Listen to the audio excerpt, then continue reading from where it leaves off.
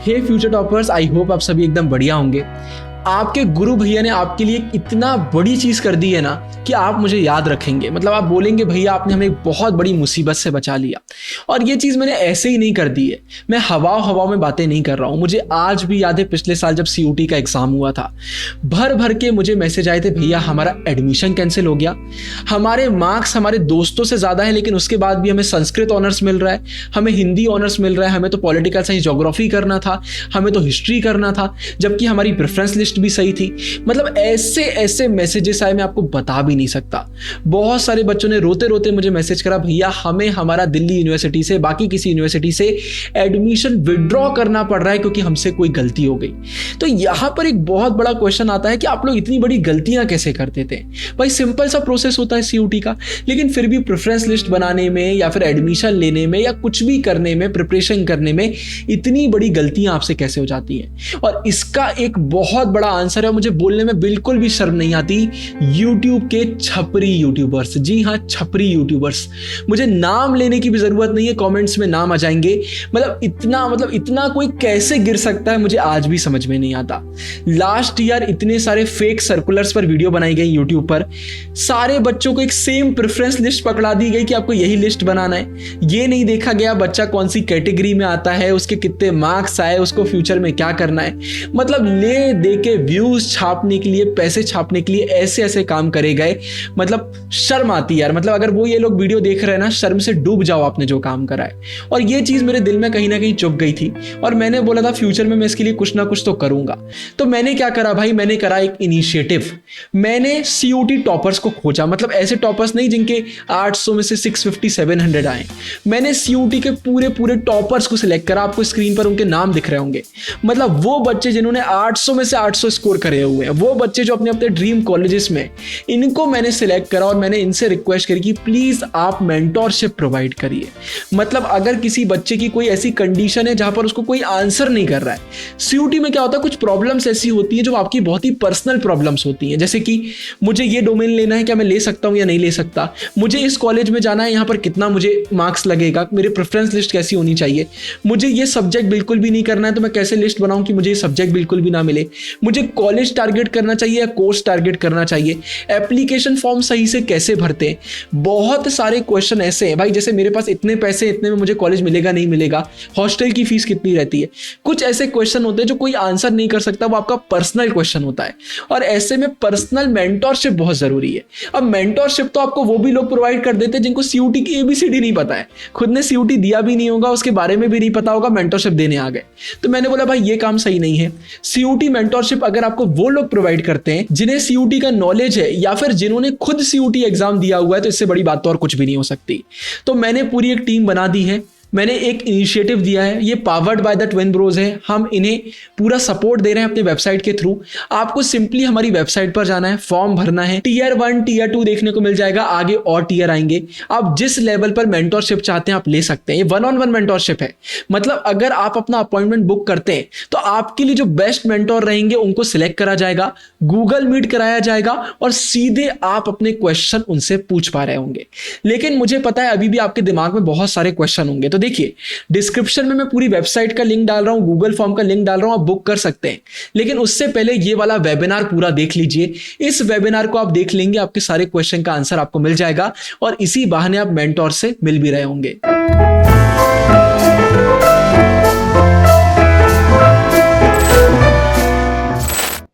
CUT batches तो आएंगे ही बाद में, बट वो नहीं है आज ना ही। मोटिवेशन पार्ट हो सकता है।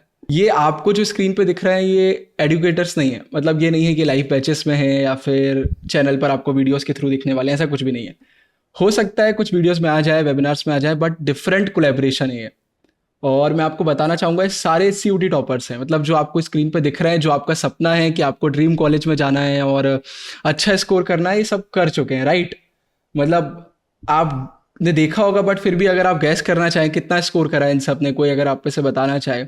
मतलब आप लोग बोलते हो भैया कैसे भी करके 800 में से 600 प्लस आ जाए, बट ये सब टॉपर हैं, ये जितने भी आपके सामने हैं, राइट। सबका सपना है जो आपका, वो इन्होंने पूरा किया हुआ है आपके ड्रीम कॉलेज में। और बहुत एक्सपर्टीज़ है इनके पास ह्यूमैनिटीज़ की, सीयूईटी की, और ये आपको पूरा गाइड करेंगे। तो सबसे पहले जोहा, सत्यम, अन्विक्षा, पलक, सभी thank you so much join करने के लिए, इस इनिशिएटिव का पार्ट बनने के लिए। और मैं बहुत एक्साइटेड हूँ आप सभी के साथ इस जर्नी में आगे बढ़ने के लिए। तो विदाउट एनी डिले सीधे टॉपिक पे आते हैं। तो सबसे पहले जोहा आएंगी और जोहा आपको बताएंगी दिल्ली यूनिवर्सिटी के बारे में कि भाई है क्या डीयू आखिर, और डीयू के बारे में आप सभी को जानना बहुत ज़रूरी है। सो जोहा प्लीज़ आप अपना इंट्रोडक्शन दीजिए और उसके बाद प्लीज़ बच्चों को एक्सप्लेन करिए। Hello, hi everyone. मेरा नाम जोहा है। I am a student of history honours. I am doing history honours from Stephen's अभी। मैं ओरिजिनली दिल्ली से नहीं हूँ, I am originally from Lucknow. और I completely understand where you all are because I was exactly in the same position last year, क्योंकि इतना ही dilemma हो रहा था, कुछ पता नहीं था सीयूईटी में कैसे करना है, क्या करना है। बहुत ज़्यादा बार सीयूईटी हुआ भी नहीं है, उसके पहले बोर्ड्स के बेसिस पे you had to get into DU. तो पूरा सब डायनामिक चेंज हुआ। But it's also something that you get through and you get across this side. आप भी इधर आते हो and you also get into the colleges that you want to get into. पहले तो जैसे उन्होंने बोला, डीयू के काफ़ी सारे कंसेप्शंस होते हैं काफ़ी सारे अलग अलग लोगों के जहन में। आपने किसी से कुछ सुना होगा, आपने किसी को देखा होगा डीयू में पढ़ते हुए। So and you might be thinking of how this amazing life in DU, और आप ये करोगे वो करोगे, ऑल ऑफ दिस। एक there is DU aesthetic also जो आपको पता चलता है। आप जाओगे इंस्टाग्राम पे, आपको पता चलेगा कि you wear indigo kurtas, you wear oxidised silver jewellery and everything. So a lot of people you aim for DU for that very reason. But then there are a lot of misconceptions about DU also. कुछ colleges हैं जिनके बारे में लोग जानते हैं. There are a few colleges that are quite prevalent. But then ये बात लोग नहीं जानते कि वो सिर्फ colleges ही नहीं है DU में. There are a lot more colleges in DU. So आपको अगर DU as a whole का part होना है, it's not difficult. It's a very easy thing to be a part of DU as a whole bracket. And उसके लिए you need to know कि कितने colleges हैं एग्जैक्टली, कितने कोर्सेज हैं एग्जैक्टली, बिकॉज आपके ऑप्शंस कभी कम नहीं है। Just even if you think that आपके ऑप्शंस बहुत कम है, कुछ सेट कॉलेजेस में अगर आपका एडमिशन नहीं हुआ तो that doesn't mean that you don't have other options. So सबसे पहले तो डीयू में in totality there are 3 different campuses. There's North Campus, South Campus, and there are a few affiliated colleges from DU जो कि off campus colleges भी हैं. North Campus colleges में a few examples are Stephens, there's Hindu, there's Miranda House, there's Ramjas, Kirorimal, all of these colleges. इनके बारे में आपने सुना होगा. Then there are a lot of other South Campus colleges as well. There's Venkateshwar, Gargi हो गया, फिर आपका कमला नेहरू हो गया, तो लेडी श्री राम हो गया. All of these colleges are also in South Campus. A few other off-campus colleges include Zakir Hussain, Satyavati, ये सारे काफ़ी सारे off-campus colleges भी हैं. अब आपके जहन में एक conception है about North Campus, South Campus, but then the one thing about DU is that एक broad bracket में वो DU ही है, and जो DU का culture आपको नजर आता है North Campus का, वही culture South Campus में भी है, and वही culture और ज़्यादा colleges affiliated उसमें भी है. Totality में the number of colleges is more than 90 in DU. So there are more than 90 colleges that are affiliated with Delhi University. There are more than 500 courses that are offered. There is BA, आप Bachelor's in Arts कर सकते हो, BSc कर सकते हो, आप BCom कर सकते हो in various different fields, history, English, political science. BAP is also always an option. So there are a lot of options that you have. Now, when you talk about some sort of an idea of a general cutoff, that is one thing that I was also waiting for initially. जब मेरा time था तो हमें पता चलता था कि cut off है, बट कट ऑफ की कोई वेबसाइट नहीं मिलती थी, कुछ ये आइडिया नहीं होता था कि कट ऑफ कहाँ से पता चलेगा until the DU website officially releases it. और DU वेबसाइट बहुत जल्दी रिलीज करती भी नहीं है, so you're always in a flurry only, or you're in a flurry of thoughts, so you don't know what to do. एक basic idea of the general cutoff for the top colleges उनको मैं आपको दे देती हूँ. The thing is history honours for St Stephen's जैसे इस बार was 782 out of 800.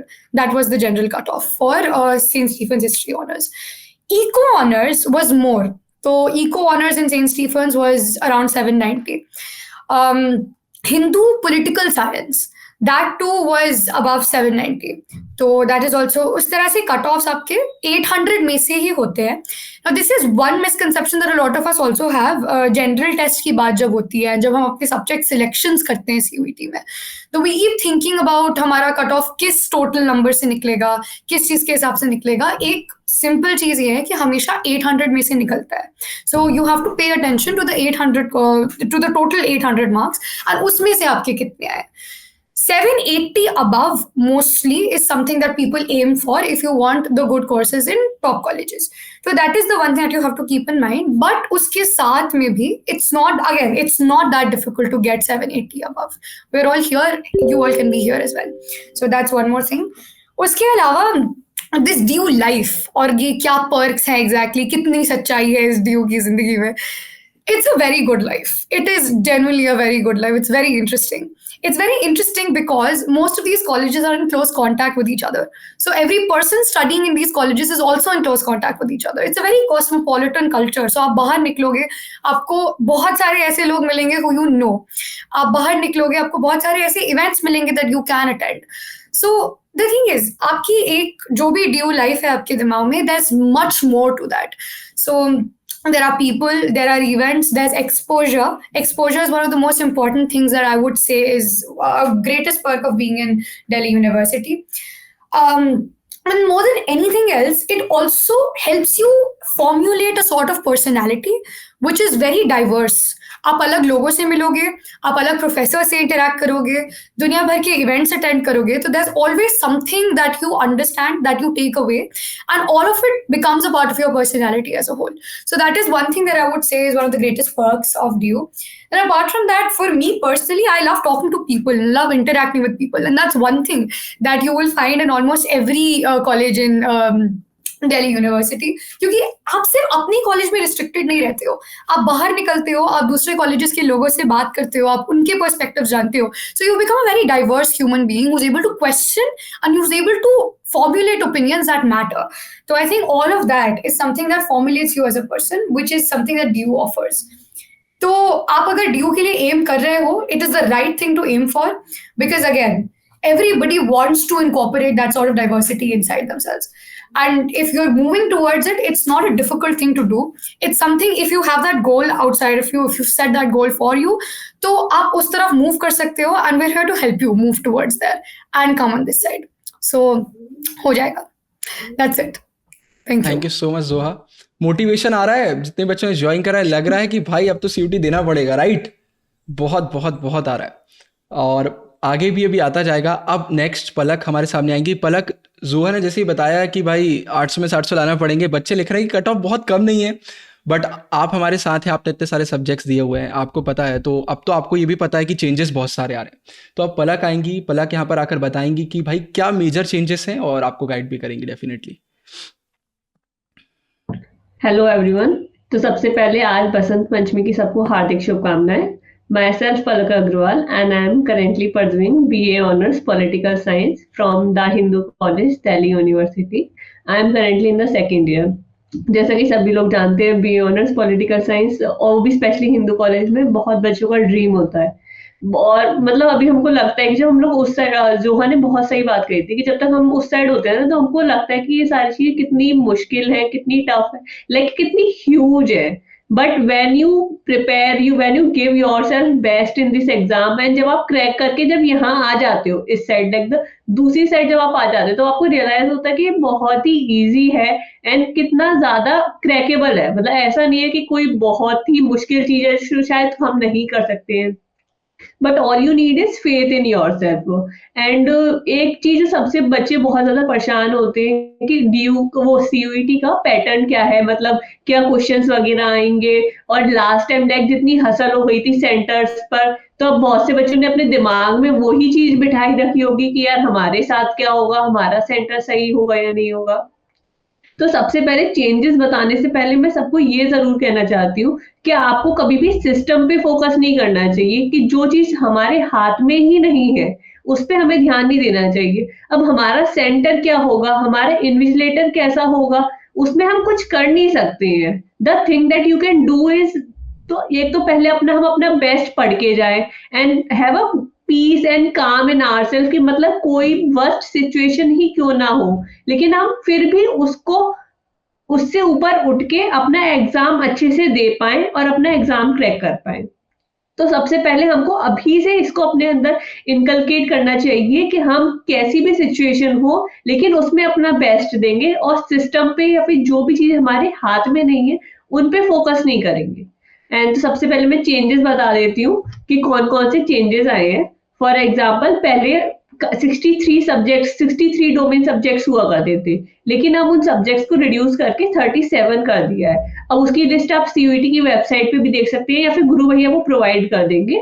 आप देख सकते हैं कि कौन कौन से डोमेन सब्जेक्ट्स आप दे सकते हैं, क्योंकि पहले जैसे legal studies, entrepreneurship, applied arts वगैरह, तो ये सारे सब्जेक्ट्स को हटा दिया गया है क्योंकि इनमें काफी कम एप्लीकेंट्स होते थे। तो आपको ये जरूर देख लेना है कि आप पे कौन सा सब्जेक्ट दे सकते हैं, क्योंकि काफी बार ऐसा होता है कि हम किसी सब्जेक्ट की तैयारी कर रहे हैं लेकिन हमें बाद में पता चलेगा कि ये सब्जेक्ट तो हम दे ही नहीं सकते हैं। तो ये एक बहुत बड़ी गलती होती है, तो इसको हमें सबसे पहले देख लेना चाहिए कि कौन सा सब्जेक्ट हम दे सकते हैं। उसके बाद नंबर ऑफ डोमेन सब्जेक्ट्स, मतलब पहले तो हम, जब मेरा टाइम था तब तक आप 7-8 डोमेन सब्जेक्ट्स दे सकते थे। उस जैसे मैंने अपने टाइम में 5 डोमेन सब्जेक्ट्स दिए थे, उसके बाद पिछले साल आप 6 दे सकते थे, लेकिन अब आ गया कि अब आप 5 दे सकते हैं। अब 5 भी बहुत ज्यादा नंबर है, मतलब फॉर एग्जाम्पल आपको किसी भी कोर्स के लिए 3 डोमेन सब्जेक्ट चाहिए होते हैं। फॉर एग्जाम्पल 800 का स्कोर होता है तो 200 स्कोर हो गया इंग्लिश का एंड बाकी कोई भी 3 डोमेन सब्जेक्ट। अब मैं अपना बता देती हूँ, जैसे बहुत से लोग पूछते कि दीदी आपने 5 डोमेन सब्जेक्ट्स क्यों चूज करे थे। अब ज्यादा डोमेन सब्जेक्ट्स चूज करने के 2 ऑप्शन होते हैं। या तो ये होता है कि हमें डाउट हो रहा होता है कि अगर हमारे किसी एक डोमेन सब्जेक्ट में नंबर कम आए तो हमारा वो दूसरे डोमेन सब्जेक्ट को हम चूज कर लेंगे ताकि वो कंपनसेट हो जाएगा।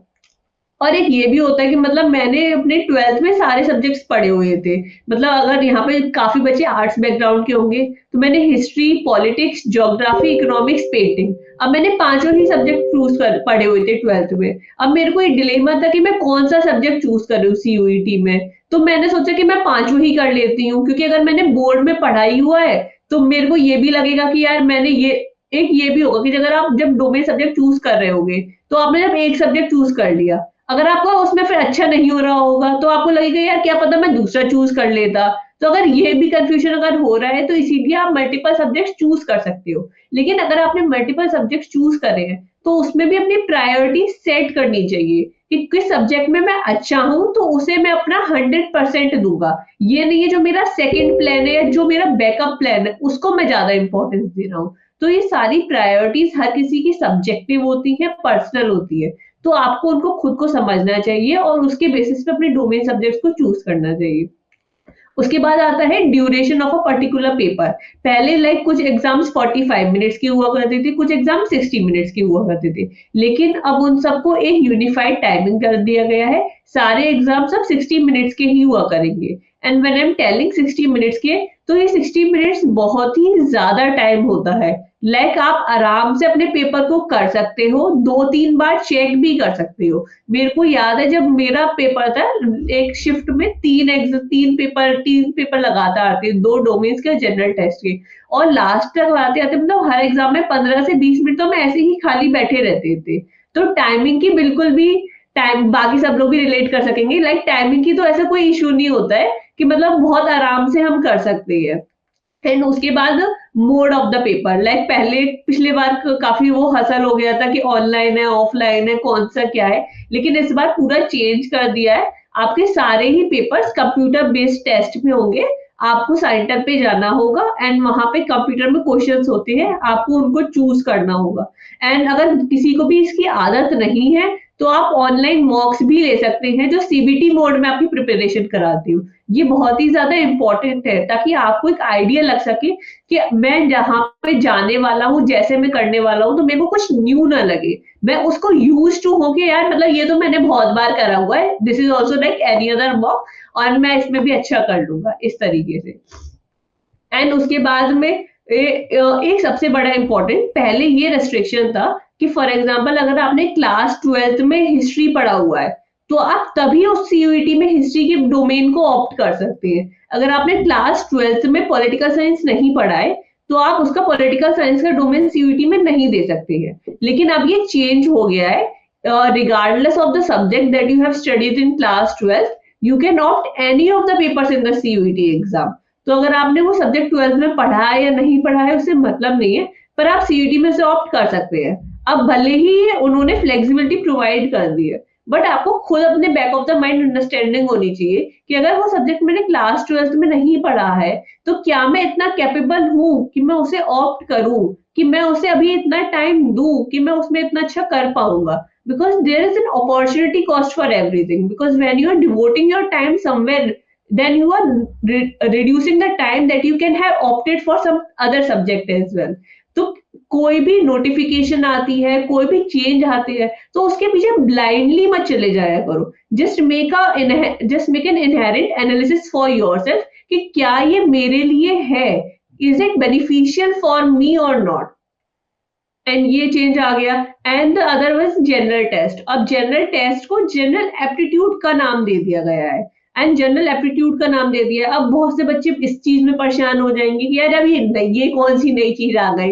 यार हमारा ना वो ब्रेन ऐसे सेट होता है कि हमको कोई भी नए चेंजेस आते तो हमें पसंद नहीं होते। वी वर लाइक जो पहले से होता आ रहा है बस वही चलता रहा है। बट ये रियलाइजेशन करने की जरूरत होती है कि उसमें इतना कुछ बड़ा चेंज होता नहीं है। लोगों की आदत होती है to rename the things to make it like look more fancy and all, but वो बेसिक ही है जो मतलब पहले होता था बस वही ही है। जनरल एप्टीट्यूड इसीलिए उसे नाम दे दिया है क्योंकि जैसे मैंने बताया था कुछ डोमेन्स को कैंसिल कर दिया है, तो उन डोमेन्स की जगह हम उन जनरल एप्टीट्यूड को यूज करेंगे ताकि आपके मार्क्स का वो प्रेफरेंस वगैरह कर सके, इसीलिए। एंड बहुत से बच्चों को जनरल एप्टीट्यूड टेस्ट की टेंशन होती है, तो उसको हमें 2-3 पार्ट्स में डिवाइड करना चाहिए। फॉर एग्जांपल एक तो जीके हो गया, स्टैटिक जीके, दूसरा मैथ्स हो गया, तीसरा रीजनिंग हो गया, एंड चौथा करंट अफेयर्स हो गया। अगर मैं अपना प्रेफरेबली बताऊं तो करंट अफेयर्स पे ना इतना ध्यान देना नहीं चाहिए, इतना क्या बिल्कुल भी नहीं देना चाहिए फॉर मेरे प्रेफरेंस के हिसाब से, क्योंकि आप उसको कुछ कर नहीं सकते हो। अगर आप आज से भी रोज न्यूज़पेपर पढ़ना स्टार्ट करोगे, कुछ भी करोगे, तो आप उसे बिल्कुल नहीं कर पाओगे। It's just upon your luck कि अगर आपने कहीं कुछ पढ़ा, अगर वो एग्जाम में आ गया, आपको वो क्लिक हो गया, तो वो आपके लिए वेल एंड गुड है। बस ये हम जरूर कर सकते हैं कि हमारे आसपास जो चीजें हो रही हैं, हम अपना दिमाग हर समय अपना खुला रखें कि हमको याद रखे अच्छा ये हुआ था, तो हम उससे रिलेट करके आंसर और एलिमिनेट करके आंसर निकाल पाए। एंड मैथ्स और रीजनिंग के लिए हाँ ये दोनों चीजें हम कर सकते हैं कि हम मैथ्स और रीजनिंग के जो भी बेसिक फॉर्मूलेज, बेसिक कॉन्सेप्ट्स होते हैं उनको समझ लें और फिर उनकी रोज प्रैक्टिस करना शुरू कर दें। एंड स्टैटिक के लिए एक बुक होती है लूसेंट की, तो उसको हम थोड़ा थोड़ा रीड कर सकते हैं, एंड वो भी आउट ऑफ इंटरेस्ट आप रीड कर पाएंगे। अगर आपको ऐसे लग रहा है कि नहीं मेरे को जनरल एप्टीट्यूड के लिए पूरी बुक रट लूंगा, ऐसे नहीं हो पाएगा। कि अगर आपको इंटरेस्ट है कि यार ये चीज पढ़ के देखता हूँ इसमें क्या नया मिलेगा मेरे को सीखने के लिए, तो वैसे आप कर सकते हैं। तो ये ओवरऑल फ्रेमवर्क आप फॉलो कर सकते हैं जनरल एप्टीट्यूड टेस्ट के लिए।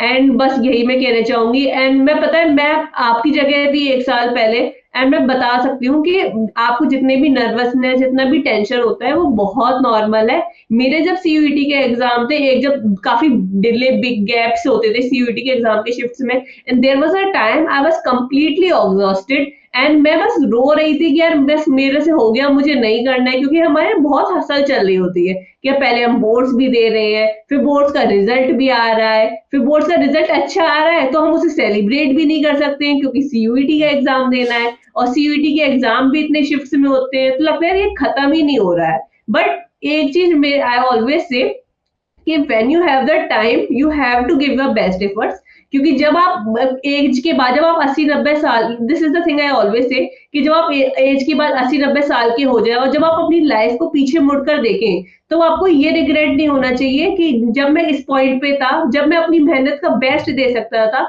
लेकिन तब मैंने अपनी मेहनत में अपनी साइड से कमी छोड़ दी, एंड इसीलिए मैं उस चीज को कोई कॉन्कर नहीं कर पाया।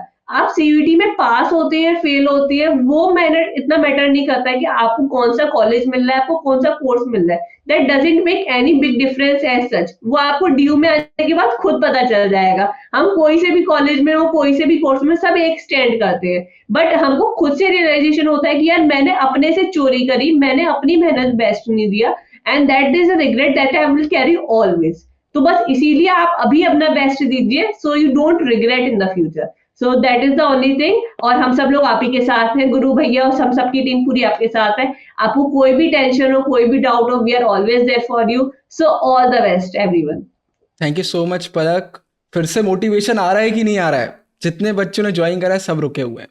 इतनी इंपॉर्टेंट चीज़ें पलक ने बताई हैं, लेकिन इनमें से बहुत सारे बच्चे सोच रहे होंगे अब इसके बाद रिवीजन कैसे करना है, बोर्ड में क्या करना है। इन लोग सब फोकस नहीं करते हैं। तो सम अप कर देता हूँ। सबसे पहले सीयूटी में मेजर चेंजेस आ गए हैं। पलक ने जो बताए उन्हें आप लिख लो, समझ लो, बहुत ज़रूरी है। और माइंडसेट बहुत इंपॉर्टेंट है। पलक बार बार ये रिपीट कर रही थी। पलक ने क्या बोला कि और मैंने डोमेन सिलेक्ट कर लिए, क्योंकि मेरा था कि अगर इसमें कम आ गए तो उसमें अच्छे हो जाएंगे। और आप लोग मुझे क्या मैसेज करते हो, भैया एडिशनल सब्जेक्ट अगर छोड़ दे तो चल जाएगा, पास तो हो जाएंगे। मतलब उल्टा देख रहे हो माइंडसेट, कितना डिफरेंस है। इसको चेंज करो, जितना कर सकते हो उतना करो। और देखो बहुत ज़रूरी है, मतलब बड़े होके अगर आपके नाते पोती आपसे पूछे कि आपने बचपन में क्या करा, तो ये ना बोलो आपकी अरे यार हमने तो पढ़ाई नहीं करी। पढ़ाई करो, और आसान है, सब यही बोल रहे हैं आसान है, आप कर सकते हो, राइट? तो बिल्कुल कर सकते हो। सत्यम, अब मैं आपकी तरफ आना चाहूँगा।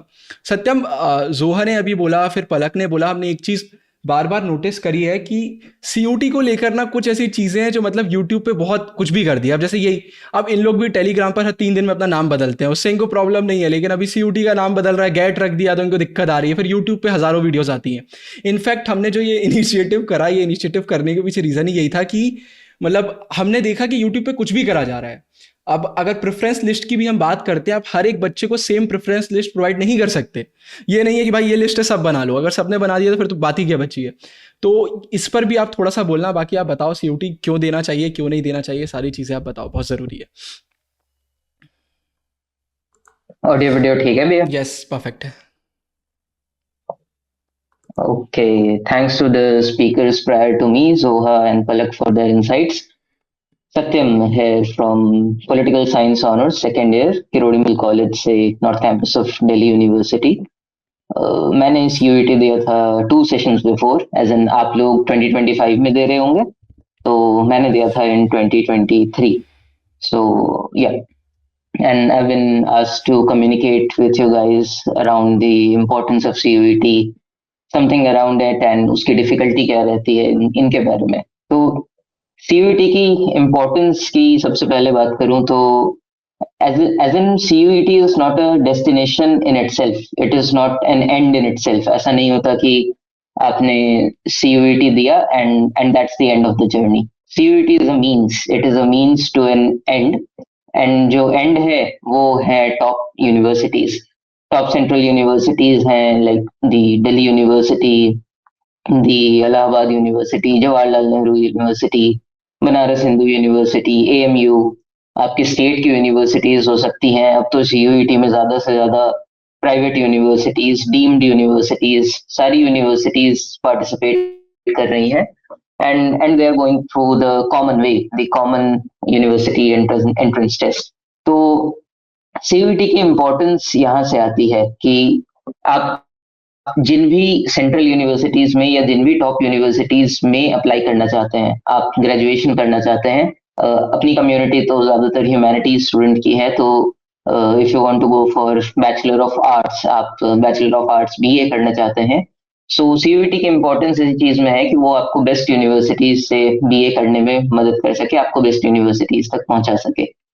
दिल्ली यूनिवर्सिटी में सबसे ज्यादा इंटरेस्ट होता है मेजोरिटी बच्चों का, वास्ट मेजोरिटी जो यहाँ पे भी होंगे, they must be interested in the university of Delhi.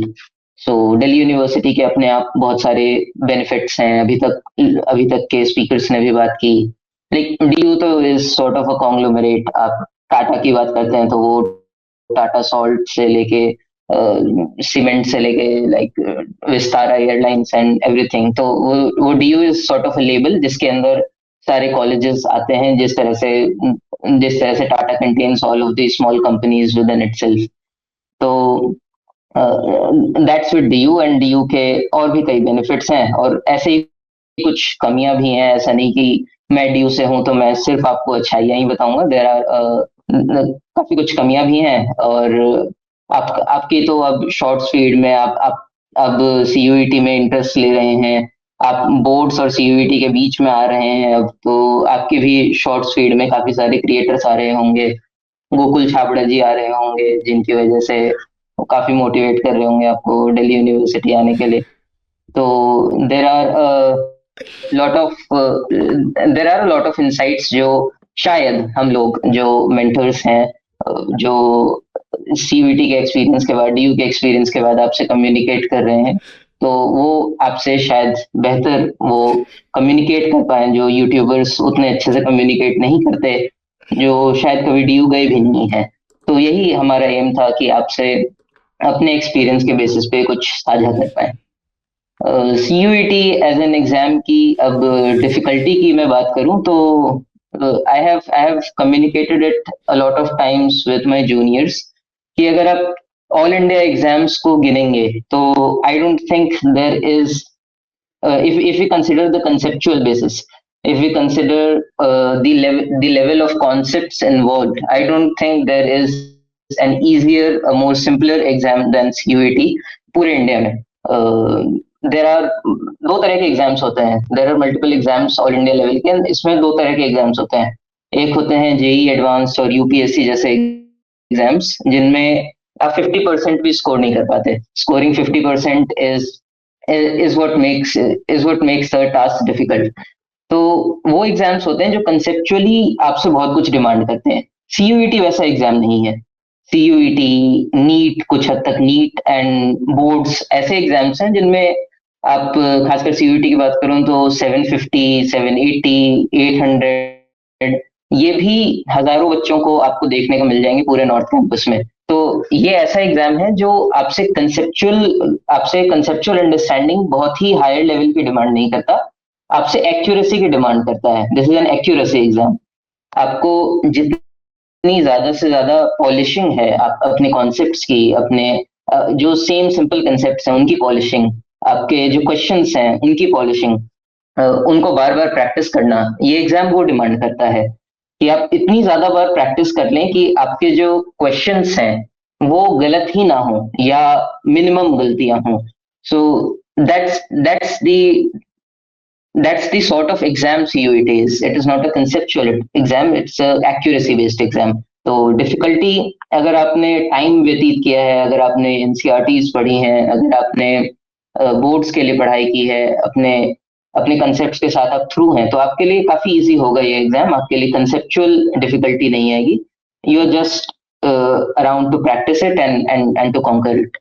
तो प्रैक्टिस के लिए, कंसेप्ट्स के लिए ऑलरेडी गुरु भैया है, आपकी ट्विन ब्रोस की जो पूरी टीम है वो आपको अलग अलग स्टडी मटेरियल्स के थ्रू, क्वेश्चंस के थ्रू प्रोवाइड कर ही रही है। और हमारा जो मोटिव था वो था कि आपको सही से गाइड कर पाए, एक गाइडेंस मिल पाए हमारे एक्सपीरियंस के बेसिस पे। क्योंकि I literally know a lot of people around me जिन्होंने पूरा का पूरा साल अपना वेस्ट किया है, उन्होंने ड्रॉप लिया है क्योंकि किसी यूट्यूबर ने उन्हें बहुत ही गलत एडवाइस दे दी और अब वो उस कोर्स को, उस कॉलेज को लाइक नहीं कर रहे, जिनकी उन्हें इनसाइट्स ही नहीं थी, उन्हें पता ही नहीं था कि ऑन ग्राउंड क्या होता है दिल्ली यूनिवर्सिटी में या उन कॉलेजेस में या उन कोर्स में। तो जैसे अन्विक्षा भी इंग्लिश की बात करेंगी, कुछ लोग हैं जो इंग्लिश में सोच के आए थे कि इंग्लिश में कुछ वोकैबुलरी और इंग्लिश ग्रामर की बातें होती हैं, बट वो नहीं होता, वहाँ लिटरेचर की बातें होती हैं। तो अगर आप ऑन ग्राउंड इनसाइट्स और जो एक्सपीरियंस है उससे सीखेंगे तो I hope we'll be able to guide you further in this. तो आगे मिलते हैं, जैसे हम आपसे मेंटोरशिप में मिलेंगे एंड उसके बाद होपफुली कॉलेज में मिलेंगे। तो या that's it. Thank you so much Satyam. Satyam ने यहाँ पर एक बात बार बार रिपीट करी और ये बहुत इंपॉर्टेंट है। लाइक इस पे सीधे बात करनी चाहिए कि यूट्यूब पर क्या होता है, कोई भी एडुकेटर बन सकता है, कोई भी गाइड कर सकता है आके। तो बहुत सारे लोग जिन्होंने सच बात है खुद सीयूटी नहीं दिया हुआ है, उनको सीयूटी का एबीसीडी नहीं पता है, वो आकर आपको कुछ भी बता के चले जाते हैं। हर साल ऐसा होता है, बहुत सारे बच्चे, मैं तो ये वाला कोर्स करने वाला हूँ क्योंकि इस यूट्यूबर ने मुझसे बोल दिया था। तो आपको नॉलेज होना बहुत ज़रूरी है। अब इससे पहले मैं अन्वेक्षा आपकी तरफ आऊँ, कुछ क्वेश्चन बार बार रिपीट हो रहे हैं। सबसे पहला, क्या आपको गेट कंपलसरी है? नहीं। अगर आप डीयू में बीए करना चाहते हैं, 3 डोमेन्स एक लैंग्वेज आपको लगेगा, तो कंपलसरी नहीं है, आपके ऊपर है। फिर एक और क्वेश्चन बहुत ज़्यादा आ रहा है, कौन सा कोर्स अच्छा रहता है? तो इस पर अभी हम आगे बात करेंगे, आप लोगों के डाउट्स लेंगे। लेकिन इससे पहले हम एक बार अन्वेक्षा की तरफ चलते हैं, क्योंकि बहुत सारे बच्चों को मेन प्रॉब्लम इंग्लिश में। तो अन्वेक्षा प्लीज़ गाइड करिए, इन्हें बताइए कि भाई इंग्लिश का प्रिपरेशन हो जाता है, नहीं होता है, इन्हें लग रहा है कि आप नहीं कर पाएंगे, तो आपकी गाइडेंस की ज़रूरत है। I hope मेरी आवाज आ रही हो. So, hi everyone. My name is Anviksha and I am from Miranda House, DU, and I'm pursuing. I'm just a first sem student. मैं भी कभी आप ही की जगह थी, जैसे कहते हैं ना, कभी सास भी कभी बहू थी, तो मैं भी कभी स्टूडेंट थी इसकी. तो परेशान मत होइए. सबसे पहले तो बहुत सही बात बोली सत्यम जी ने भी, सत्यम भैया ने भी, और पलक दीदी ने भी. Even Zoha was very right about lot of things, the DU culture, the cosmopolitanism, and कितना मतलब मजा आता है डीयू में जाके. मैंने खुद डीयू में जाके दो दो स्टार्टअप चालू कर दिए. तो देखिए दोस्तों, अगर आप भी डीयू में आते हैं तो मेहनत तो करनी पड़ेगी, पर मेहनत ऐसी करिए कि आप उसमें कुछ और सीखें, और बियॉन्ड योर सीयूईटी एग्जामिनेशन भी आप कुछ अलग सीखें, कुछ नया इंसाइट लेके जाएं आप. पहली बात तो ये मेरा पेपर है. ये मेरा खुद का इंग्लिश का पेपर है, जो कि मैंने जब दिया था अपने टाइम पे, मैंने निकाला था आज. एंड भाई, ये पेपर जो है ना बच्चों, बिल्कुल सही सही चीज बोली है सत्यम भैया ने. It is an accuracy based paper. This paper doesn't ask, ये पेपर आपसे आपके मुंह पे ये नहीं बोल रहा है कि भाई आपको कितनी अंग्रेजी आती है, आपने कितने जॉन मिल्टन की कितनी किताबें पढ़ ली, कितने आपने डेविड रिकार्डो की थ्योरी पढ़ ली ना भाई. ये पूछ रहा है आपसे कि भाई मैंने तुम्हें ना कुछ कुछ क्वेश्चंस दिए हैं, अब तुम स्ट्रैटेजिकली तुम इसे ना 40-45 मिनट 60 मिनट्स में तुम इसे निपटा दो. यही यही बोल रहा है ये पेपर आपको, और कुछ नहीं बोल रहा बच्चों. बस इस पेपर को ना ऐसे ही डील करना है. This is like a sibling, you can easily handle them. ठीक है, तो पहले तो माइंडसेट. दूसरा, इंग्लिश के पेपर में आपको ना बहुत सारे कॉम्प्रीहेंशन की क्वेश्चंस आएंगे. तो कॉम्प्रीहेंशन वाले क्वेश्चंस के ऊपर सबसे ज्यादा आपको ध्यान रखना है, बिकॉज ये क्वेश्चंस ना are easiest to solve, and they are, और ये काफी सारे नंबर में भी होते हैं. जैसे कि जब मेरे टाइम पे we had 45 minutes for 50 question, जिसमें से हमें 40 करने थे. तो 45 मिनट्स में 40 क्वेश्चन करने थे, जिसमें से आपको 25 क्वेश्चन तो कॉम्प्रीहेंशन के ही मिल गए. तो अगर आपको 40 क्वेश्चंस में आपने 25 आपने चटका दिए किसकी, कॉम्प्रीहेंशन के. सो यूज योर ब्रेन. कॉम्प्रीहेंशन कैसे करना है आपको, पहले क्वेश्चंस पढ़ लो गाइस. जैसे ही आपको मिले 5 मिनट्स का रीडिंग टाइम मिलता है, go through the questions, and then according to the questions read your comprehension passage and then answer it, and you'll quickly do it. ये तरीका है. दूसरी चीज, एक और बहुत ही मैं कहूंगी, मुझे बड़ा पसंद है ये टाइप के क्वेश्चन, वो है मैचिंग टाइप क्वेश्चन. मैं आपको दिखा भी देती हूँ थोड़ा सा, ये आपके टाइम में भी पक्का आएंगे. ये कुछ ऐसे इस प्रकार के आएंगे मैचिंग टाइप क्वेश्चंस. ये मैचिंग टाइप क्वेश्चंस गाइस सबसे आसान होते हैं. ये बम्पर लेवल की क्वेश्चंस है गाइस. अगर आपने इसको सही कर दिया, आई कैन अश्योर यू आपके और बढ़ जाएंगे मार्क्स. बिकॉज जब हमारे टाइम पे मैचिंग टाइप के क्वेश्चन 6 आए थे, so now 25 comprehension questions plus 6 matching type question. Because matching type question में क्या होता है कि अगर आपको 2-3 भी अगर आ रहा होगा ना, तो चौथा अपने आप नेचुरली निकल जाएगा. So if you use your common sense, you can easily crack these matching type questions. So 25 questions of comprehension plus 6 questions of these matching type, you have done 31 questions already. And how many questions you have to do, my dear friends? 40. So 9 questions अब रह रहे हैं. 9 questions में twin Broz आपके लिए perfect Telegram पे आपको content दे रहे हैं. वो आपको vocabulary, phrases, antonyms and synonyms सब कुछ आपको प्रोवाइड कर ही रहे हैं. 9 क्वेश्चंस का बैटल ग्राउंड है, मैं आपको बता रही हूँ. Your English paper is all about these 9 questions in these phrases and words. Use your brain, and तब आप कर सकते हो. अब 50 क्वेश्चंस की बात आई है ना गाइस, 50 क्वेश्चंस है, तो अब आपके कॉम्प्रीहेंशन की क्वेश्चंस भी बढ़ जाएंगे, मैचिंग टाइप के भी क्वेश्चंस बढ़ जाएंगे. Matching and comprehension, kindly use your brain in that direction कि आप इन दोनों को कर जाओ, बिकॉज यहाँ पे एक्यूरेसी इज वेरी हाई. ठीक है. एंड फाइनली जो आपके 9 क्वेश्चंस जो अभी पहले वाले फॉर्मेट में जो 9 क्वेश्चंस बच रहे थे, वो अब आई गेस 9 से 10 होंगे या 11 हो गए होंगे ज्यादा से ज्यादा.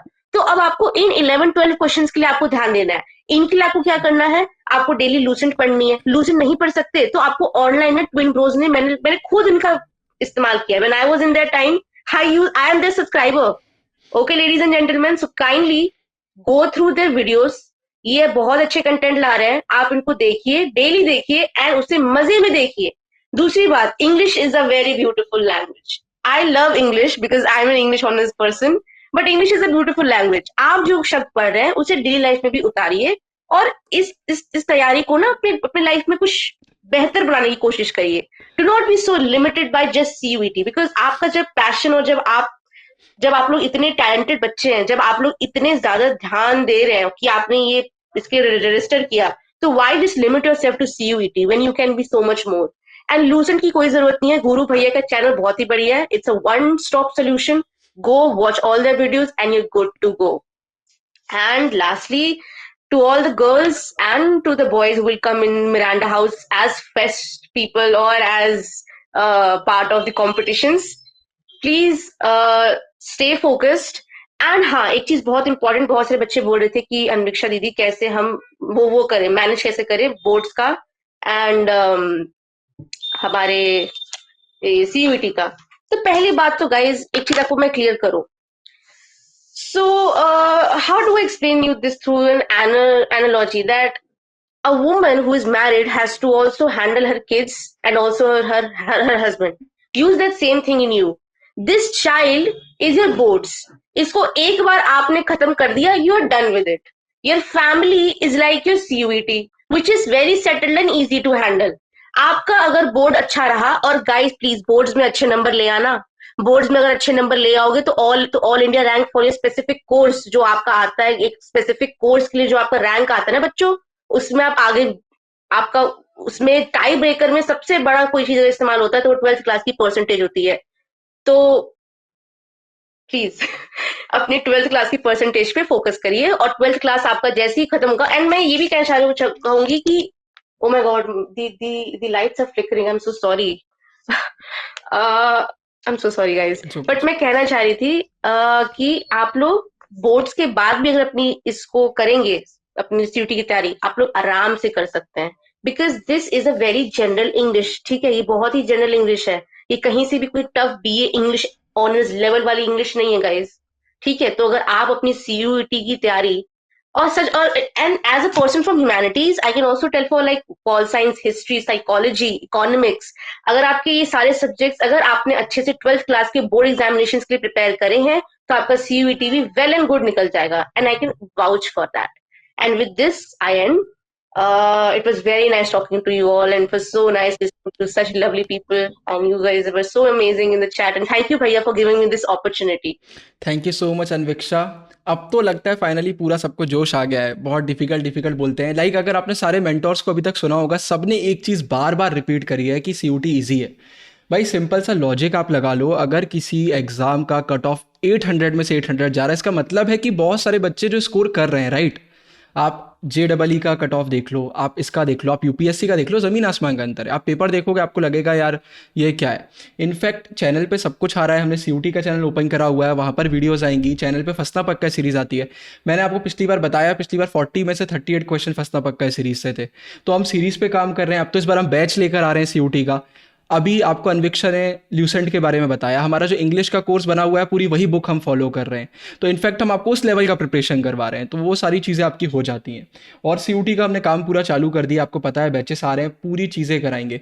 इनफैक्ट कल हम फंसना पक्का है का एक ट्रेलर बना रहे थे, तो उस ट्रेलर में हमने जो टैगलाइन डाली है वो ये है कि आप किसी भी ह्यूमैनिटीज टॉपर के पास जाके पीछे धीरे से बोलोगे फंसना पक्का है, तो वो मुड़कर ज़रूर देखेगा. तो मतलब टॉपर फॉलो करते हैं और आपको भी करना चाहिए, तो बिल्कुल मस्त तरीके से फॉलो करो, बहुत बहुत ज़रूरी है. और अब आप लोगों के डाउट्स देखे जाएंगे, पर उससे पहले मैं रिवील कर देता हूँ हमारा जो ये मेंटोरशिप का प्रोग्राम है. बात बहुत बहुत सिंपल सी यार, मैं आपको एक्सप्लेन कर देता हूँ. यूट्यूब पे ना एक चीज़ सबसे कॉमन है, वो है फ्रॉड. बहुत कॉमन है. इनफैक्ट मैं आपको बताना चाहूँगा, अभी जैसे हमने लाइव क्लासेस लॉन्च करी थी, बहुत सारे बच्चों का मैसेज आया कि भैया हम लाइव क्लासेस में एनरोल करें या फिर नहीं करें, क्योंकि हमने पहले करा और वो इतनी अच्छी नहीं निकली. क्या आपके साथ भी ऐसा हुआ है कि आपने किसी लाइव क्लास में एनरोल करा और आपको लगा यार ये तो फ्रॉड हो गया, या तो ना टीचर साथ देता है ना कुछ होता है, ऐसा होता है. अब मैं किसी यूट्यूबर का नाम नहीं लूंगा, लेकिन मैं इस पर तो किसी दिन वीडियो भी बनाऊंगा पक्का, से मैंने बोल के रखा है. फेक सर्कुलर की वीडियोस बन जाती हैं. सत्यम से मेरी इस टॉपिक पे बात हुई, फेक सर्कुलर बनाए जा रहे हैं और उस पर वीडियो बन रही हैं कि भाई CUET का ये सर्कुलर आ गया है. तो यूट्यूब पे भर भर के, इसलिए मैंने सत्यम से मेरी सबसे पहले बात हुई थी, मैंने बोला भाई CUET हमारे टॉपर, कंट्रोवर्सी क्या, सच्चाई के लिए खड़े होने में कोई बुराई नहीं है. सारे CUET टॉपर्स देखिए, ये यहाँ जोहा, पलक, सत्यम, अन्विक्षा है, ये सब लोगों ने बहुत मेहनत करी है. ये वो लोग हैं जो आपको बता सकते हैं कि भाई CUET का प्रिपरेशन कैसे करा जाता है, क्योंकि इन्होंने भी घंटों बैठ के अपनी प्रेफरेंस लिस्ट बनाई है, 10 बार मिटाई है, कॉलेज में गए, इनको पता है, ये लोगों से बात करते हैं, मिलते हैं, इनको सब पता है DU की रियलिटी, राइट. तो इनकी मेंटोरशिप में ही आप आगे बढ़ेंगे. तो इनके पास भी टाइम बहुत लिमिटेड रहता है, तो हमने बोला यार क्या है, कुछ प्रॉब्लम्स हैं। जैसे अभी आपने एक प्रॉब्लम मुझसे बोली कि जीटी कंपलसरी है या फिर नहीं है, ये तो मैंने 1 सेकंड में सॉल्व कर दी। लेकिन अब यहाँ पर एक बहुत बड़ी प्रॉब्लम आती है। कुछ बच्चे बोलेंगे हमें इकोनॉमिक्स ऑनर्स करना है, हमारे पास मैथमेटिक्स नहीं है। कुछ बच्चे बोलेंगे कि मैंने जो सब्जेक्ट्स लिए हुए थे 12th में वो मेरे इतने अच्छे नहीं है, क्या डोमेन्स में मुझे बदलना है तो ये डिसीजन सही होगा या फिर नहीं होगा। कुछ ऐसी प्रॉब्लम्स होती हैं जो सिर्फ आपकी होती हैं, येस और नो, जो आप किसी से रिलेट नहीं कर सकते, राइट। मतलब आप चाहते हो कि कोई आके आपको बताए कि भाई इसको ठीक कैसे करना है। इसीलिए हमने डिसाइड करा था कि हम सीयूटी टॉपर्स के साथ कोलैब करेंगे जिन्हें सीयूटी का नॉलेज है, और आपको 1-on-1 हम मेंटोरशिप प्रोवाइड कराएंगे। तो इस पे बहुत दिनों से काम चल रहा था, सारे टॉपर्स को पकड़ पकड़ करके हम लाए। हमने भाई आप लोग बिजी रहते हो लेकिन ज़रूरत है, तो ये सारे आए हैं। तो वो बच्चे जिन्हें बेसिक डाउट रहते हैं, तो हम तो टेलीग्राम पर आपके लिए हमेशा अवेलेबल हैं। हमारा चैनल है सीयूटी का, मेन चैनल है, वहाँ पर हम रहेंगे। लेकिन वो बच्चे जिन्हें कोई ऐसी प्रॉब्लम है जहाँ पर उन्हें लगता है भाई उन्हें अलग से मेंटोरशिप की ज़रूरत है, तो वो इस प्लेटफॉर्म को यूज़ कर पाएंगे। द ट्विन ब्रोस पावर्ड है ये, मैं आपको स्क्रीन शेयर करके दिखाने वाला हूँ। सबसे पहले स्क्रीन दिख रही है आप लोगों को सबको, येस और नो, स्क्रीन दिख रही है, क्लियर, चल परफेक्ट। आपको सिंपली जाना है हमारी वेबसाइट पर। हमारी वेबसाइट पर जैसे ही आप जाएंगे, यहाँ पर आपको सीयूटी मेंटोरशिप दिख रहा है। एक बार मैं फिर से पूछ लेता हूं, दिख रहा है आपको सीयूटी मेंटोरशिप? यस। अगर आपको लगता है बहुत परेशान है, आपको 20 मिनट से लेके 45 मिनट्स का एक गूगल मीट चाहिए जहां पर हमारे मेंटोर्स डायरेक्टली आपसे कनेक्टेड हैं, आपको जिस भी सब्जेक्ट में करना है वो देखकर आपको एक मेंटोर से कनेक्ट करा जाएगा। आप सीयूटी मेंटोरशिप पे क्लिक करेंगे, यहां सारी डिटेल्स रहेंगी। आप क्लिक करके फॉर्म भर सकते हैं। फॉर्म भरने से पहले यहां सारी डिटेल्स हैं, जैसे यहां टॉपर्स की डिटेल्स हैं। आपको कोई भी डाउट है आप व्हाट्सएप पे मैसेज कर सकते हैं। ये the twin Bros powered initiative है, बाकी पूरा हैंडल ये सीयूटी के टॉपर्स कर रहे होंगे। यहां पर इन्हीं का रोल आपको देखने को मिलेगा। आप जो भी सब्जेक्ट सेलेक्ट करेंगे उस हिसाब से जो मेंटोर आपके लिए सबसे बेस्ट रहेंगे वो आपको असाइन करे जाएंगे। आप यहां पर क्लिक करके, यहां पर क्लिक करके, कहीं पर भी क्लिक करके अपना एक 1-on-1 सेशन बुक कर सकते हैं। पूरी डिटेल्स यहां पर, आप एप्लीकेशन डाउनलोड कर सकते हैं, वहां पर भी आपको ऑप्शन मिल जाएगा। करना क्या है, जैसे आपने यहां पे क्लिक करा तो आपके सामने एक गूगल फॉर्म ओपन हो जाएगा। यहां पर आपका नाम, आपकी सिटी, स्टेट, आप कौन सी यूनिवर्सिटी में जाना चाहते हैं, आपको पता भी है या नहीं पता है, आप कौन सा कोर्स करना चाहते हैं। अगर आपको नहीं पता है बोल देंगे आई एम कंफ्यूज भाई, मुझे नहीं पता। आप अपने हिसाब से बताएंगे आपका मोबाइल नंबर, आप कौन सी लैंग्वेज में कंफर्टेबल हैं, आपको सीयूटी के बारे में कितना पता है, आपके प्री बोर्ड्स में कितने % हैं। बाद में बोर्ड्स के भी पूछे जाएंगे जिससे हमें आइडिया लगे कि आपका प्रिपरेशन कैसे चल रहा है। आप अच्छे से बताएंगे कि आपको क्या दिक्कत आ रही है। ये गूगल फॉर्म से होगा ये कि हमको पता चलेगा कि भाई आपको क्या प्रॉब्लम होती है, मतलब क्या एक ऐसी चीज है जो आपको परेशान कर रही है। फिर आप 15 से 20 मिनट का भी सेशन बुक कर सकते हैं, 45 मिनट का भी कर सकते हैं। सीधा सीधा गूगल मीट होगा। आप जैसे ही इस फॉर्म को भरेंगे, फॉर्म को भरने के कुछ घंटे बाद जो टीम बनाई गई है सीयूटी की, इनमें से कोई आपको कांटेक्ट करेगा, आपसे पूछेगा कि भाई इस दिन इतने बजे शेड्यूल करा जा रहा है, फ्री है या फिर नहीं है। और आपका और मेंटोर का टाइम अलाइन करके आपको एक टाइम फिक्स करके बताया जाएगा कि भाई इतने बजे गूगल मीट होगा। व्हाट्सएप पर आपके साथ गूगल मीट का लिंक करा जाएगा शेयर, और शेयर करने के बाद इसमें फिर आपको पूरी डिटेल्स दी जाएंगी। तो इस वेबसाइट का लिंक आपको सिंपली हमारे टेलीग्राम पे मिल जाएगा। आप सीधे वेबसाइट पर आकर सीयूटी मेंटोरशिप पे क्लिक कर सकते हैं, फॉर्म फिल कर सकते हैं। अलग अलग बुक करने के ऑप्शन आते हैं, आपको 20 मिनट्स का लेना है, 45 मिनट्स का लेना है। और सिर्फ इतना ही नहीं, इसमें एक बहुत इंपॉर्टेंट चीज़ है जहाँ जो मैं और बताना चाहूँगा, वो ये है कि इसमें सिर्फ मेंटोरशिप प्रोवाइड करके ऐसा नहीं होगा कि मतलब हो गया बस, ये नहीं होगा। वो बच्चे जो मेंटोरशिप के बाद आगे बढ़ेंगे, इसमें अलग अलग ऑप्शन है, आपको एक ग्रुप में ऐड करा जाएगा। एक प्रीमियम ग्रुप आपके पास रहेगा जहां पर सारे पीडीएफ्स अपलोड होते रहेंगे। कोई भी डीयू रिलेटेड प्रेफरेंस लिस्ट आती है, कुछ भी आता है, वो आपको बताया जाएगा। तो ये पूरी एक डिटेल्स है, एक अलग से इनिशिएटिव है और इसमें आपको सब कुछ बताया जाएगा। क्लियर है? इसका भैया फीस क्या रहेगा? अलग अलग ऑप्शन है, आप कितने मिनट का करना चाहते हैं, आपको क्या प्रॉब्लम है, क्या प्रॉब्लम नहीं है। और मैं एक और चीज क्लियर कर देता हूं, 1-on-1 सेशन है। ये नहीं होगा कि 10 लोगों को बुला दिया गया है बता, नहीं, आपको अकेले एक गूगल मीट पे बुलाया जाएगा। मतलब वो 45 मिनट्स आपके हैं। जो मेंटोर हैं उन्होंने आपका गूगल फॉर्म पढ़ा हुआ है, उनको सब कुछ पता है कि आपकी क्या दिक्कतें हैं। बहुत सारे बच्चे ऐसे रहते हैं जिन्हें फाइनेंशियल प्रॉब्लम रहती है, उन्हें ये नहीं पता रहता डीयू में कितने चार्जेस लगेंगे, डीयू जाना चाहिए, कोई और यूनिवर्सिटी जाना चाहिए। तो ये बहुत है। बैच अलग से अनाउंसमेंट होगा, बैच तो डेफिनेटली आ रहा है हमारा, सीयूटी का से कुछ दिन बाद लॉन्च हो जाएगा। ये एक अलग से इनिशिएटिव हमने करा हुआ है सिर्फ उन लोगों के लिए जो सीयूटी को लेकर बहुत परेशान है। क्योंकि हर साल ये होता है कि एंड में बहुत सारे लोग ऐसे रहते हैं जिनका एडमिशन ही कैंसिल हो जाता है, या DU पहुंच के उन्हें पता चलता है कि यार मुझे DU में नहीं होना चाहिए था, यहाँ तो कुछ प्रॉब्लम ऐसी है जो मुझे नहीं पता। अब एक और चीज़ बता देता हूँ, ये जितने भी आपके सामने मेंटोर्स हैं, इन्होंने बताया कि ये किस चीज़ में ऑनर्स कर रहे हैं, राइट।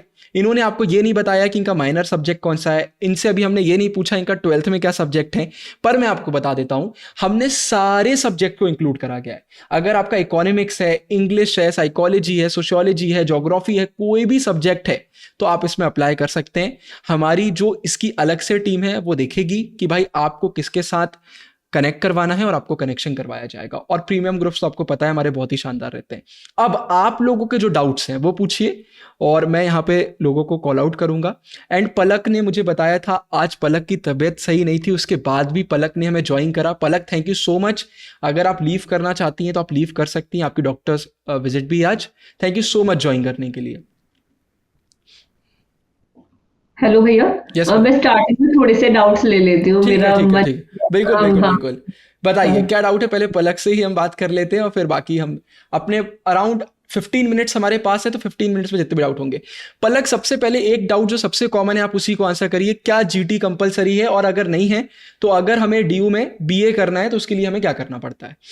देखिए, हर कोर्स का अलग अलग ये सिस्टम होता है। मतलब पर्टिकुलर मैं ऐसे नहीं कह सकती हूँ कि जीटी कंपलसरी है या नहीं है। फॉर एग्जांपल हम ऐसे लेते हैं कि आपको हिंदू कॉलेज में या फिर किसी भी कॉलेज में BA ऑनर्स पॉलिटिकल साइंस करना है। ये जो ऑनर्स के कोर्स होते हैं, पॉलिटिकल साइंस हो गया, हिस्ट्री हो गया, ज्योग्राफी हो गया, सोशियोलॉजी हो गया, साइकोलॉजी हो गया, ठीक है। अब इन कोर्सेज में जीटी कंपलसरी नहीं है।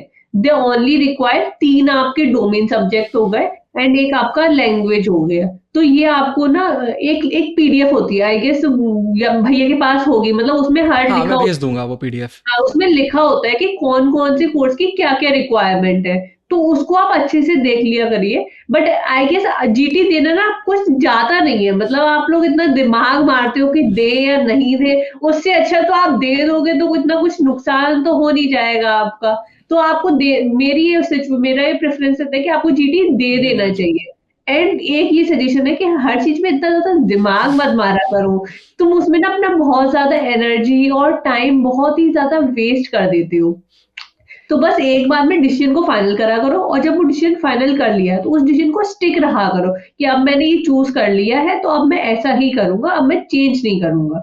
तो उस जो PDF है उससे आप देख सकते हो हर कोर्स का अलग अलग रिक्वायरमेंट होता है कि जीटी देना है कि नहीं है। बट मेरी प्रेफरेंस रहती है कि आपको जीटी दे देना चाहिए। ओके, यहाँ पे एक क्वेश्चन डिलीटेड सिलेबस में सिर्फ डिलीटेड चैप्टर आते हैं। हम आपको बैचेस में सब कराएंगे, यूट्यूब पे सब कराएंगे, आप टेंशन मत लो। पलक, इसी से रिलेटेड मैं एक क्वेश्चन आपसे ये पूछ लेता हूँ कि आपने बहुत सारे डोमेन्स लिए हुए थे, आपने GT भी दिया हुआ है, तो बच्चों का रहता है बोर्ड्स के बाद टाइम बहुत कम रहता है, तो मैनेज हो जाता है अगर करना चाहे कोई, क्योंकि बोर्ड्स में हम वही सिलेबस तो कर रहे हैं। मतलब इतने सारे चैप्टर तो हमारे पूरे अच्छे से हो जाते हैं CUT के।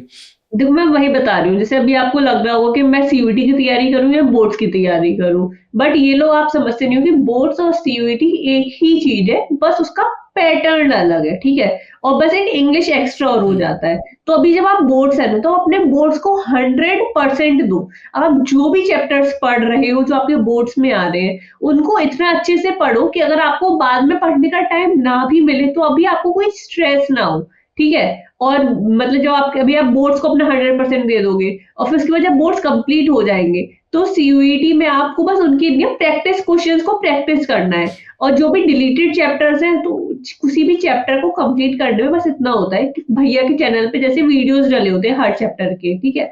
अब 1 से 1.5 घंटा लगेगा आपको एक चैप्टर की वीडियो देख लिया आपने, उस चैप्टर को आपने एक बार रिवाइज कर लिया। अब वहां पे CUET में आपको सब्जेक्टिव आंसर्स तो लिखने नहीं है कि आपको पूरा याद करना पड़े। कुछ कुछ इंपॉर्टेंट कीवर्ड्स होते हैं, की फैक्ट्स होते हैं, तो उनको आप कर लोगे। बस पता है बात बस इतनी आ जाती है कि अगर मैं करना चाहता हूँ तो कितनी भी मुश्किल हो, कितनी भी सारी चीजें हो, मैं कर लूंगा। लेकिन अगर मैं नहीं करना चाहता हूँ तो फिर मैं बहाने ढूंढता रहूंगा कि सिस्टम में खराबी है, कि ये सारी चीजें बहुत है। क्योंकि टाइम हर किसी के पास 24 घंटे का ही होता है। अब तुम्हारी प्रायोरिटी है कि तुमको अपने दोस्तों के साथ खेलने भी जाना है, तुमको फोन भी, इंस्टाग्राम भी चलाना है, तुमको ये भी करना है, वो भी करना है, फिर तो नहीं हो पाएगा। मैं बहुत ही स्ट्रेट फॉरवर्ड बिल्कुल फैक्ट कहती हूँ कि अगर तुम चाहोगे तो तुम सारी चीजें कर लोगे। और मैं जैसे अपना बताती हूँ, मैं ऐसे अपना टाइम डिवाइड करके रखती थी बहुत से लोग होते हैं मतलब वो बस बुक्स में पढ़ते रहते हैं, प्रैक्टिस नहीं करते, या फिर बहुत से बस प्रैक्टिस करते रहते हैं। तो मैं अपने दिन को इस तरीके से डिवाइड करके रखती थी। जैसे स्टार्टिंग का जो मेरा दिन होता था लाइक 12-1 बजे तक, तो तब मैंने चीजें रिवाइज कर ली, उसके बाद मैं प्रैक्टिस कर रही हूँ। तो इस तरीके से जो चीज़ आपके लिए काम कर रही है, उसको आप करोगे। लेकिन बहुत बार होता है कि हम खुद से पता नहीं कर पाते कि हमारे लिए क्या काम करेगा। तो वहीं पे रोल आता है टीचर्स का, वहीं पे रोल आता है मेंटर्स का। तो आप उनसे मदद लेके चीजें कर सकते हैं। एंड कल मेरी एक जूनियर से बात हो रही थी, तो उसको वो यूपीएससी का मुझसे पूछ रही थी। तो वो मुझसे कह रही थी कि दीदी हमें कोचिंग करनी चाहिए कि नहीं करनी चाहिए। अब ये पता है बहुत ही हम नेगेटिव कंसेप्शन ज्वाइन कर लेते हैं कि यार कोचिंग करना गलत है, सेल्फ स्टडी करना अच्छा है। ऐसा कोई वन स्टेप सोल्यूशन नहीं होता है। ये देखना चाहिए कि हमको क्या सूट कर रहा है, कि अगर मेरे को कोचिंग की जरूरत है तो मैं कोचिंग करूंगा, मेरे को कोचिंग की जरूरत नहीं है तो मैं कोचिंग नहीं करूंगा, मेरे को मेंटरशिप की जरूरत है तो मैं मेंटरशिप लूंगा। बस इस तरीके से अपनी चीजों को खुद से क्लियर आउट करो, ताकि ये जो क्यूओस और कंफ्यूजन है उससे दूर रहो आप। आंसर मिल गया आप सभी को, राइट। तो भाई इतना टेंशन लेने की ज़रूरत नहीं है। पलक दीदी बार बार एक ही चीज़ बोल रही है, टेंशन मत लो, टेंशन मत लो। आप लोग ना बहुत अपना भेजा फ्राई करते हो बहुत सारी चीज़ों में, सही बात है, वो करने की ज़रूरत नहीं है। नहीं, 4 इयर्स का बीए करना कंपलसरी नहीं होता है। आप 3 साल के बाद भी ड्रॉप कर सकते हैं, आपकी मर्जी रहती है। अब यहाँ पर और आप लोगों का क्या क्वेश्चन है भाई, वो भी आंसर हमने कर दिया है, जीटी। ये बहुत सारे लोग पूछते हैं, मैं आंसर कर देता हूँ कि क्या जीटी नहीं दिया। तो देखो भाई, जैसा पलक ने कहा, सबसे पहले तो ये देखो कि आप जो कोर्सेज करना चाहते हो उसमें क्या एलिजिबिलिटी क्राइटेरिया है। अगर वहां पर आता है कि नहीं जीटी कंपलसरी नहीं है, और आप इतने कॉन्फिडेंट हो कि हाँ आप जीटी के बिना वो कर सकते हो, तो फिर आपकी मर्जी। लेकिन जीटी देने में बुराई क्या है? मतलब अगर आप दे के आ गए एक पेपर, उसमें कितने भी मार्क्स हैं, बुराई क्या है? सिंपल सी बात ये निकल के आती है। और यहाँ पर ये एक मिनट, ये एक इम्पोर्टेंट क्वेश्चन था, ये किसी नंदिनी ने पूछा है कि अगर उन्होंने फाइनल मार्क्स कम नहीं हो जाएंगे अगर उनका जीटी बेकार गया तो?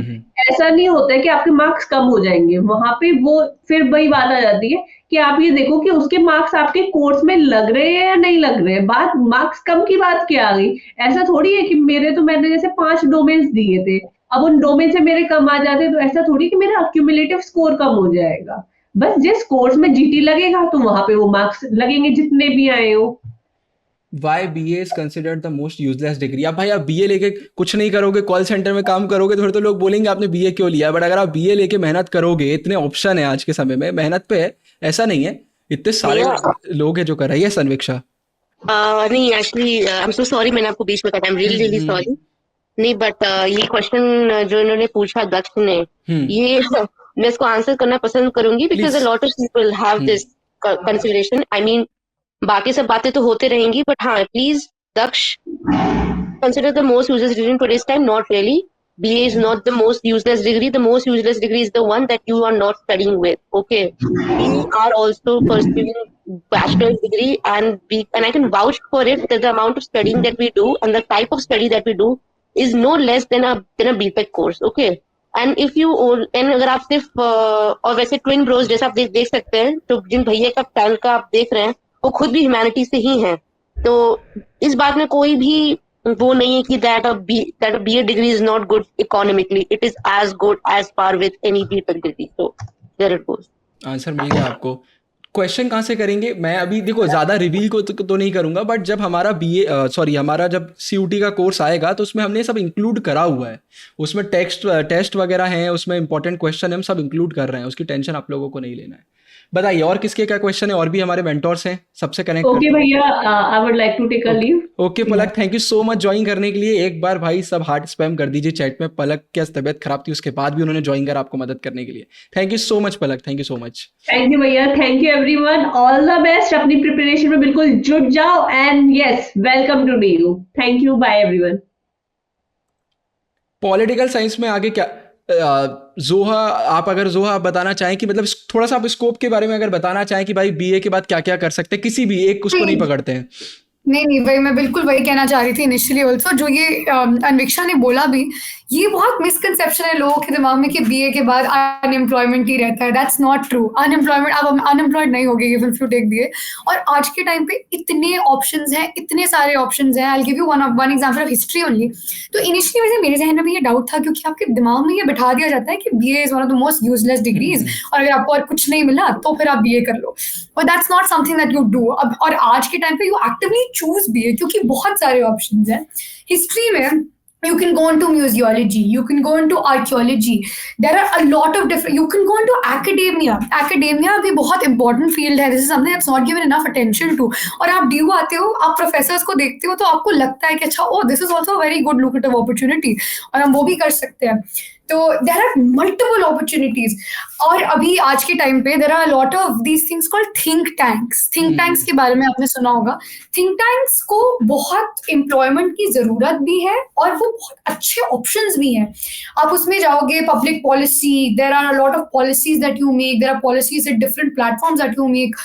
और आपका कोई भी बैकग्राउंड हो, किसी भी तरह का बैकग्राउंड हो, one thing that you can always do is start something that is for own. आप अपना खुद का कोई इनिशिएटिव ले लो. One simple example is this one. ये जो आपका चैनल है, जो गुरु भैया का चैनल है, उनका खुद का इनिशिएटिव है ये. आप बहुत सारी चीजें हैं इस दुनिया में that need solving. There are lot of things in this world that need solutions. And when you are from a background that involves critical thinking, BA critical thinking involve करता है, तो आप अगर कुछ क्रिटिकली एनालाइज कर सकते हो, आप उसके सॉल्यूशंस निकाल सकते हो, तो आप हमेशा अपना खुद का भी कुछ शुरू कर सकते हो. सो ऑप्शंस की कमी बिल्कुल भी नहीं है. That's again a misconception. आप इस चीज को अपने जहन में बिल्कुल मत रखो कि बीए के बाद कुछ नहीं होगा. बिल्कुल होगा. इनफैक्ट मैं अपने एक्सपीरियंस से शेयर करना चाहूँगा. जब आप बीए लेते हो, आपके दिमाग में 2-3 चीज़ें होती हैं यार, या तो टीचिंग है, यूपीएससी या पीएससी है, बस खत्म. आप इसके आगे नहीं सोचते हो. बट जब आप कॉलेज में एंटर करते हो तो आपको समझ में आता है किसी हज़ारों चीज़ें हैं जिसके बारे में अभी पता ही नहीं है आपको. जब आप आते हो, लोगों से मिलते हो, तो लोग ऐसी ऐसी चीज़ें कर रहे होते हैं जो आपको पता भी नहीं था कि पॉसिबल है, राइट. तो अभी से ये सोचने की ज़रूरत नहीं है. अपने आप को लिमिट मत करो. बहुत सारे लोग पहले दिन से ही लिमिट कर लेते हैं कि मुझे तो बीए हिस्ट्री ऑनर्स इसलिए करना है. आप एक बार करो तो देखो तो आगे क्या ऑप्शन है. तो इतनी जल्दी इतना कुछ सोचने की ज़रूरत नहीं है. टाइम दो, हो जाएगा. सत्यम, यहाँ पर आपको अब मैं बुलाना चाहूँगा स्टेज पे. क्वेश्चन एनसीईआरटी रिलेटेड है कि भाई कैसे करें एमसीक्यूज का प्रैक्टिस. हालांकि मैंने बहुत बार बताया, बट फिर भी क्वेश्चन पूछ रहे बच्चे तो आप बता दीजिए एक बार. कैसे करें, क्या करें, पुरानी करें, न्यू करें? एनसीईआरटीज आपको सबसे पहले एक तो है आपके बोर्ड्स का सिलेबस एंड एक है आपकी सीयूईटी का सिलेबस. सीयूईटी की वेबसाइट पे जाएं. वैसे हाँ, थोड़ी ठंड है, आपको थोड़ी लेजीनेस भी आती होगी, बट सीयूईटी की वेबसाइट पे चले जाएं बस, और वहाँ पे देखें सिलेबस का एक सेक्शन होता है. तो वहां से you can directly download the CUET का सिलेबस. आप देख लो कि दोनों में क्या डिफरेंस है. बहुत माइनर डिफरेंस होगा, 90% चीजें सेम होंगी. जो माइनर डिफरेंस है उसको एनसीईआरटी से कवर करिए.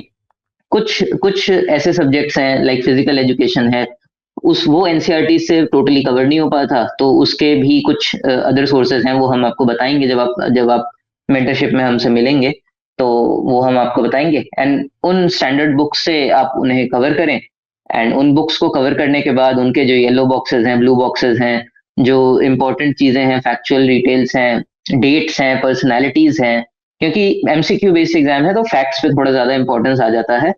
तो फैक्ट्स करें. एंड उसके बाद एमसीक्यूज पे तो आपको जैसे ही आपके बोर्ड्स खत्म होंगे, आपको प्रैक्टिस पे बुलिश होना पड़ेगा, एमसीक्यूज पे बुलिश होना पड़ेगा. आप जितने ज्यादा एमसीक्यूज सॉल्व करेंगे पर chapter, 50 MCQs, 100 MCQs, it's no less. तो आप जितने एमसीक्यूज सॉल्व करेंगे, फिर आपको एग्जाम में लगेगा कि ये तो बस देखा हुआ क्वेश्चन है, आपको कुछ नया लगेगा ही नहीं.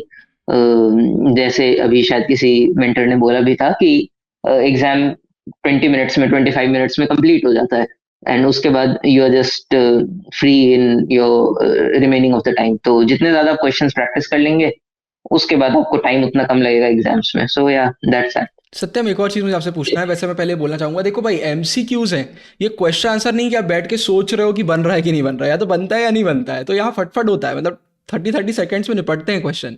सत्यम, मेरा आपसे एक और क्वेश्चन है. बहुत सारे बच्चों को कन्फ्यूजन रहता है.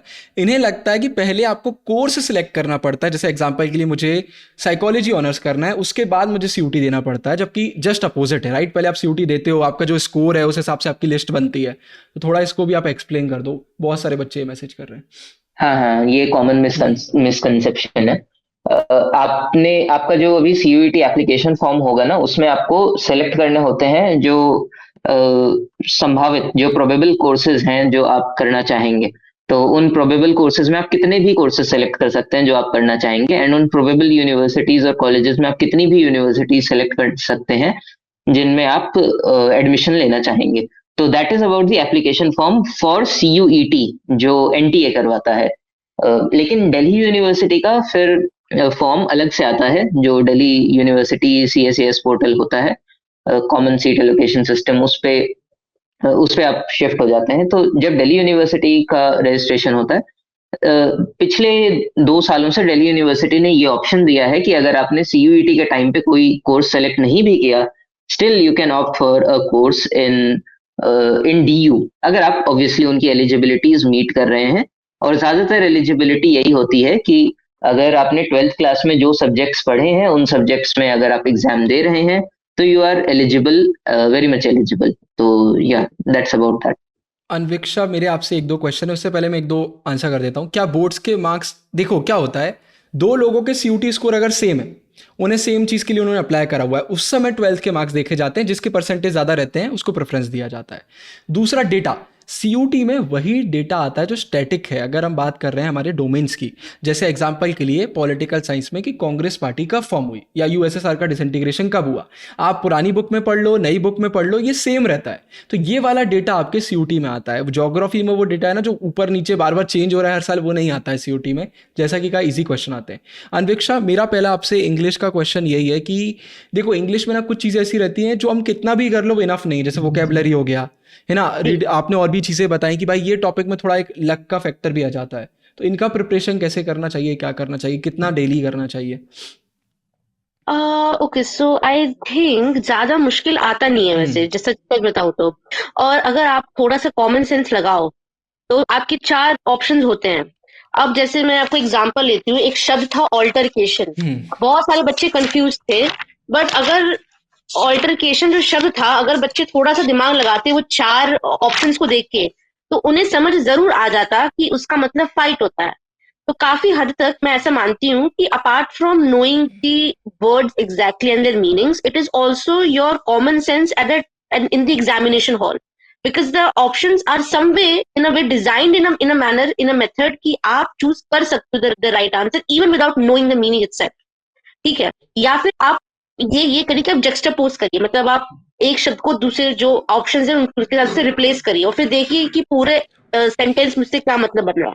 और बाकी लूसेंट, जैसे आपने जो पूरी, आप मुझे लगता है बेस्ट आपकी सीरीज है, सो मुझे लगता है वो सीरीज अगर आप देख लेंगे तो भैया आप तो कुछ अलग ही कर जाओगे, मुझे ऐसा लगता है गाइस। तो बस यही आपको फॉलो करना है। हमारे also yes Satyam, one thing I would like to add कि शायद आपको इंग्लिश में कि आपने सत्यम प्लीज इंग्लिश रिपीट, आपका वॉइस कट। जो लैंग्वेज है, फिर से प्लीज एक बार। हाँ, मे बी आपको इंग्लिश में डर लग सकता है क्योंकि जो बोर्ड्स की इंग्लिश है, जो CUET की इंग्लिश है, दैट इज डिफरेंट। लेकिन अगर मैं आपको डेटा बेस्ड कुछ खुशखबरी देना चाहूँ तो मेरे टाइम पे तो ये था कि इंग्लिश में हाईएस्ट परसेंटाइल्स इंग्लिश के सब्जेक्ट में ही आई थी। आई एम नॉट श्योर कि जोहा और अन्वेक्षा पे कौन से सब्जेक्ट में आई थी, बट इंग्लिश में सबसे ज्यादा हाईएस्ट परसेंटाइल 100 परसेंटाइल्स आई थी। तो या ये एक अच्छी बात है कि जो लोगों ने बोर्ड्स में पढ़ा उससे भी ज्यादा लोग इंग्लिश में ला पा रहे थे। तो यू कैन इमेजिन कि कितना सिंपल होगा।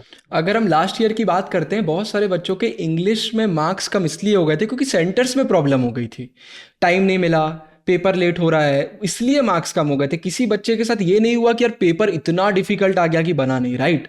ये याद रखो, इतना प्रॉब्लम नहीं होता है, ये आपको बनना चाहिए। इसके बाद अब टाइम हो गया है। जोहा, मेरा आपसे आखिरी क्वेश्चन है।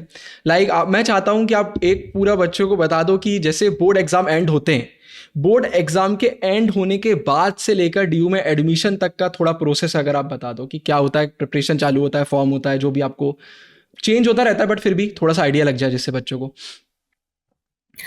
सी बोर्ड एग्जाम्स आपके जहन में होते हैं, आप बोर्ड के लिए प्रिपेयर कर रहे होते हो। पहली चीज, उसके बाद बहुत ज्यादा एंजाइटी होती है क्योंकि CUET एकदम से नई चीज आई होती है, बट आधी से ज्यादा आपकी प्रिपरेशन ऑलरेडी कंप्लीट हो चुकी होती है क्योंकि आपने बोर्ड में जो पढ़ा है वही CUET में आता है, except for a few additional chapters. मैं बताती हूँ मेरे साथ क्या हुआ था। बोर्ड्स खत्म हुए थे, उसके बाद इमीडिएटली हमको जब सिलेबस मिला CUET का, तो जो डिलीटेड चैप्टर्स हैं हमने उनको पढ़ना शुरू करा। तो पहली चीज वो हुई। आफ्टर दैट बोर्ड्स देने के फौरन बाद आपने डिलीटेड चैप्टर्स पढ़े, आपने थोड़ा बहुत सब्जेक्ट मैपिंग करा कि आपको कौन से सब्जेक्ट्स देने हैं, कौन सा आप थोड़ा बहुत ध्यान में रखते हो कि आपको ऑनर्स करना है, आपको कौन से सब्जेक्ट में ऑनर्स करना है, आपको BAP करना है, कौन से कोर्सेज करने हैं। You clarify all your doubts. थोड़ा सा टाइम आप रखिए टू क्लैरिफाई योर डाउट्स। ये सारे डाउट्स क्लैरिफाई हो गए, सिलेबस आपको मिल गया, फिर आपने पढ़ना शुरू करा। वापस आपने पढ़ाई करी, after that you move to CUET का registration and everything. Registration seems like a very daunting process, बहुत ही खतरनाक लगता है, आपको लगता है कि यार ये भी करना है वो भी करना है, but it's not that difficult. वो भी आप करना शुरू करते हो और करते करते you get into the hang of it. आपने CUET के लिए NTA की साइट पे रजिस्टर करा, now you have already registered for the exam. उसके बाद आपका एग्जाम जब हो जाता है, उसी दौरान DU का CSAS पोर्टल खुलता है, जहां पे यू रजिस्टर फॉर DU अगर आपको DU में जाना है तो। NTA की वेबसाइट DU के CSAS पोर्टल से लिंक्ड होती है, तो अच्छी खासी आपकी इंफॉर्मेशन उधर ही से वो ले लेते हैं। फिर आपने रजिस्टर किया DU की वेबसाइट में। उसके बाद as you keep doing this, these are a few active efforts that you make. पीछे से रिजल्ट कब आ रहे हैं, आपके एग्जाम्स कैसे गए हैं, क्या होता है, वो सब होते होते होता जाता है। एंड आफ्टर वन पॉइंट आपको आपने अपनी कॉलेज लिस्ट बनाई, अपनी चीजें देखी, DU में कैसे करना है, ये सब करते करते बैकग्राउंड में आपके रिजल्ट आ जाते हैं and then you finally get into DU। काफी बार डिलेड प्रोसेस भी होता है, तो वो सब चीजें होती हैं। It seems like a drawn out process, बहुत लंबा लगता है वो 1-2 महीने का टाइम पीरियड, बट वो बहुत जल्दी गुजर जाता है, आपको पता नहीं चलेगा कैसे गुजर जाएगा and you will be here. तो there is nothing to be worried about, honestly आपको बिल्कुल परेशान होने की कोई भी जरूरत नहीं है। आप बस थोड़ा सा अपने दिमाग में कैटेगरीज बना लो, शेड्यूल बना लो, and then you follow that schedule, and as long as you follow it, as long as you are clear with what you want to do, आप आराम से कर लोगे। It won't be as difficult as you think it is at all. Thank you so much Zoha. Satyam, एक आखिरी question और आप बता दीजिए, बच्चे बार बार पूछ रहे हैं कि BA ऑनर्स और BA प्रोग्राम में क्या डिफरेंस है और कौन सा बेटर है, क्योंकि आपके कॉलेज में आपने मेरा डिस्कशन भी हुआ, आपके BA प्रोग्राम वाले भी बहुत कनेक्शन में। Honours is specialisation. आप एक डिग्री में स्पेशलाइजेशन कर रहे हैं, let's suppose political science honours, and programme is कि आप दो डिसिप्लिन को एक साथ पढ़ रहे हैं। तो आपका एक मेजर डिसिप्लिन होता है, एक माइनर डिसिप्लिन होता है, let's say political science and history. तो अगेन बात इंटरेस्ट पे आ जाती है, कुछ लोग स्पेशलाइजेशन को प्रेफर करते हैं, कुछ लोग ये प्रेफर करते हैं कि वो दो डिसिप्लिन एक साथ में पढ़ लें। जैसे I have heard a lot of people जो कॉम्पिटिटिव एग्जाम्स की प्रिपरेशन कर रहे हैं, वो चाहते हैं कि हम दो डिसिप्लिन से एक साथ पढ़ लें ताकि उन्हें कॉम्पिटिटिव एग्जाम्स में एज मिल जाए। ये उनका पर्सपेक्टिव है जो लोग लेते हैं। तो BA प्रोग्राम इन टर्म्स में हेल्पफुल हो सकता है। एंड अगर आपको एक डिसिप्लिन, आपका कोई फेवरेट डिसिप्लिन है, आपको किसी चीज में काफी ज्यादा इंटरेस्ट है, तो आप 3 साल तक सिर्फ वही कोर्स के सारे पेपर्स पढ़ते जाते हैं। तो दैट्स अबाउट ऑनर्स। जैसे पॉलिटिकल साइंस ऑनर्स है, 6 सेमेस्टर्स हैं, तो आप हर साल सिर्फ पॉलिटिकल साइंस ऑनर्स के ही पेपर्स पढ़ेंगे। अगर आपका history plus political science honours है तो that is BA programme. And BA programme में आप 6 सेमेस्टर्स तो आपके होंगे ही, लेकिन उनमें आप हो सकता है 2 हिस्ट्री के पेपर्स पढ़ें, एक पॉलिटिकल साइंस का पढ़ें, तो मिक्स एंड मैच चलता रहता है। And you are able to achieve diversity, variety. And political अगर आप ऑनर्स लेते हैं तो you are able to achieve specialisation. And ये अब पर्सन टू पर्सन वेरी करता है कि आपको कौन सा लेना चाहिए, आपके इंटरेस्ट को क्या सूट करता है। तो वो जब हम आपसे पर्सनल कॉन्वर्सेशन करेंगे तो हम आपको बेटर गाइड कर पाएंगे। बाकी या अब BA प्रोग्राम और BA ऑनर्स दोनों में काफी ल्यूक्रेटिव अपॉर्चुनिटीज दी हैं यूनिवर्सिटी सिस्टम ने, क्योंकि आप उसके बाद डायरेक्टली PhD तक भी जा सकते हैं अगर आप 4th ईयर कर लेते हैं तो या that's the major difference. Thank you so much Satyam. I hope आज आप सभी के क्वेश्चन आंसर हो गए। आपको मेंटोरशिप का लिंक वेबसाइट पे मिल जाएगा, टेलीग्राम पर मिल जाएगा, एप्लीकेशन पर मिल जाएगा। ये मेंटोरशिप का अभी चलता रहेगा CUT तक। आप कभी भी इसको ज्वाइन कर सकते हैं। आप 1 बार कर सकते हैं, 2 बार कर सकते हैं, 3 बार कर सकते हैं, आपकी मर्जी।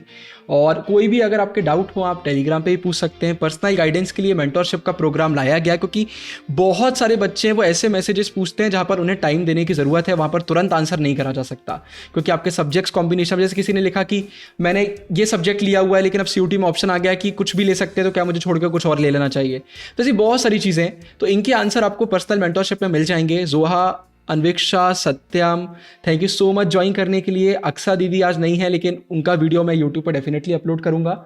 एंड पलक भी अब जा चुकी हैं, तो पलक को भी थैंक यू, वो भी रिकॉर्डिंग देखेंगे आज नहीं तो कल। थैंक यू सो मच सभी को ज्वाइन करने के लिए। एंड आप लोग भी कोई भी दिक्कत हो टेलीग्राम पर, व्हाट्सएप पर मैसेज कर सकते हैं। कंसल्टेंसी का अगर आप वेबसाइट पर जाएंगे, वहाँ पर भी व्हाट्सएप पर कनेक्ट करने का ऑप्शन डाला हुआ है। कोई भी डाउट है, कुछ भी आप वहाँ पर पूछ सकते हैं। जैसे ही आप फॉर्म फिल करेंगे, कुछ घंटों बाद हमारी टीम आपसे कनेक्ट करेगी। तो thank you so much join करने के लिए। आप सभी को बोर्ड एग्जाम के लिए, CUT के लिए all the best. Okay, WhatsApp आप वेबसाइट से कनेक्ट कर सकते हैं। All the best everyone. Okay Hello, bye. everyone.